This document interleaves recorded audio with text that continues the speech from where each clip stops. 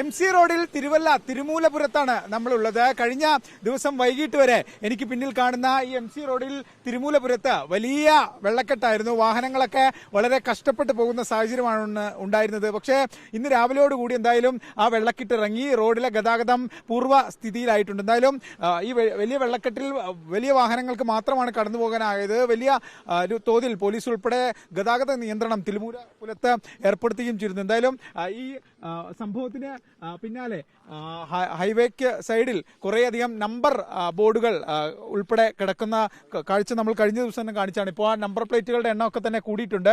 പ്രളയമൊക്കെ മാറിയെങ്കിലും ആ നമ്പർ പ്ലേറ്റുകൾ ഇതുപോലെ ഇവിടെ കിടക്കുന്നുണ്ട്. ചില ആളുകളൊക്കെ വന്ന് ആ നമ്പർ പ്ലേറ്റ് ഒക്കെ തെരഞ്ഞു നോക്കുന്നുണ്ട്. ഇനി അവരുടെ വണ്ടിയുടെ നമ്പർ പ്ലേറ്റ് ആണോ നോക്കുന്നതെന്നാണ് നമുക്കൊരു സംശയമുള്ളത്. ചേട്ടാ, നമ്മുടെ നമ്പർ പ്ലേറ്റ് പോയിരുന്നോ? നമ്പർ പ്ലേറ്റ് പോയി. ഇന്നലെ ഞാൻ ഇവിടെ നമ്മുടെ തിരുവല്ല വരെ പോയതാണ്. പോയ സമയത്ത് എങ്ങനെ പോയി എന്നറിയാം. വെള്ളം ഒരുപാടുണ്ട്. അതിൻ്റെ വെള്ളത്തിൽ കൂടെ ഞങ്ങൾ ഓടിച്ചു പോയി. പക്ഷേ തിരിച്ച് വരുന്ന സമയത്താണ് ഒരാൾ എന്നെ വിളിച്ച് പറഞ്ഞു നമ്പർ പ്ലേറ്റ് ഇല്ല എന്ന് പറഞ്ഞു. അപ്പോൾ എനിക്ക് മനസ്സിലായി ഇവിടെ പോയി എന്ന് കരുതി. അപ്പോൾ അങ്ങനെ ഒന്നും നോക്കാതെ കൊണ്ട് വന്ന കിട്ടുമെന്ന പ്രതീക്ഷയിലാണ് തരുന്നത്. പ്രതീക്ഷയിലാണ് വന്ന് ഞാൻ എയർപോർട്ടിന് പോവാണ്. പോകുന്ന വഴിക്ക് നോക്കുക, കിട്ടുവാണെങ്കിൽ എടുത്തിട്ട് പോവാം. ആ വണ്ടിക്ക് നമ്പർ പ്ലേറ്റ് ഫ്രണ്ടിലേ ഇല്ല. ഇവിടെ തന്നെയാ പോയത് ഉറപ്പാ? അങ്ങനെ ഇവിടെ ഈ രണ്ടിടത്തെ ഉള്ളായിരുന്നു. ഇവിടെ ഉള്ളായിരുന്നു വെള്ളം. ഇന്നലെ വെള്ളം ഇറങ്ങിപ്പോയി. ഇപ്പോൾ ഓക്കെയാണ്. പക്ഷേ ഒരുപാട് കിടപ്പുണ്ട്. പക്ഷേ എന്റേത് ഇതിലില്ല. ചേച്ചി നമ്പർ പ്ലേറ്റ് തപ്പുവാണ്. നിങ്ങൾ ഒരേ കുടുംബം? അതെ അതെ, കുടുംബം. കിട്ടുവാണെങ്കിൽ ലോട്ടറി ആയിരിക്കും അല്ലേ?